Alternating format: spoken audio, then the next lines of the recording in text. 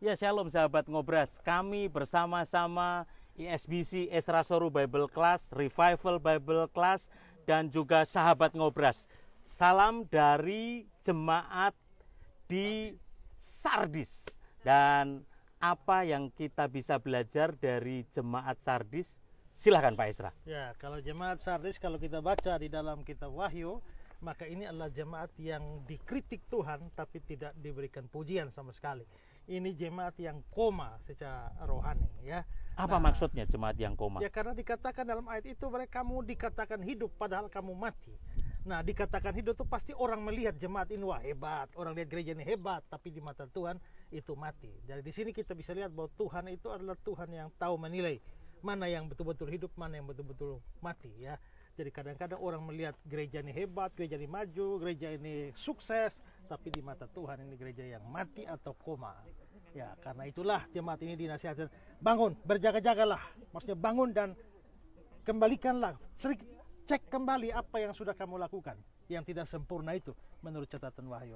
Periksa doamu, pengertian firmanmu, kesabaranmu, ketulusanmu, pelayananmu, dan lain sebagainya. Apa akar kata dari bangun, berjaga-jagalah, dan apa pesan yang bisa disampaikan dengan kata bangun itu, Pak? Kata Yunaninya gregoron, yang artinya berjaga-jagalah. Jadi itu adalah bangunlah, maksudnya berjaga-jagalah. Kenapa? Itu adalah terbelakang dengan kota ini. Karena kota ini terlalu aman, terlalu mapan. Di puncak gunung dengan semua keamanan, maka mereka diserang musuh pun mereka nyantai aja, nggak pernah berjaga-jaga. Akibatnya akhirnya hancur juga. Jadi dengan kata lain, mereka orang yang tidak berjaga-jaga. Itulah sebab Tuhan bicara kepada jemaat di sini, berjaga-jagalah, gregoronlah, dan lakukan lagi apa yang kamu lakukan semula. Bapak Ibu Saudara sahabat Ngobras, jangan terjebak dengan comfort zone. Kita harus keluar dari zona nyaman kita, karena kadang-kadang zona nyaman itulah yang membuat kita itu terlena. Seekor kera, dia ketika ada badai dia pegangan erat-erat, tapi ketika angin sepoi-sepoi, semuanya enak-enak saja, nyaman-nyaman saja, baik-baik saja, keluarga baik, usaha baik, pelayanan baik, kadang-kadang di situ kita lengah. Kita perlu gregoron. Pesan terakhir, Pak, closing statement dari Sardis. Kita semua juga perhatikan ini, kalau kita lihat latar belakang ini adalah kuil Dewi Diana atau Dewi Artemis, Dewi kesuburan, ya.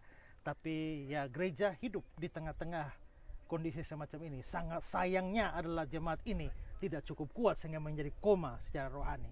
Nah, kita harus belajar ya bahwa marilah kita kembali menilai hidup kita, ya, apakah Tuhan menilai kita sama dengan keadaan yang sesungguhnya atau tidak. Bagaimana dengan kekristenan saudara? Jangan mengalami kekristenan yang koma. Dari jemaat Sardis di Turki, kami menyampaikan firman Tuhan ini. Sahabat Ngobras, boleh katakan sama-sama shalom. Shalom. Tuhan Yesus memberkati. Gregoron. Ayo keluarga yuk. Keluarga naik.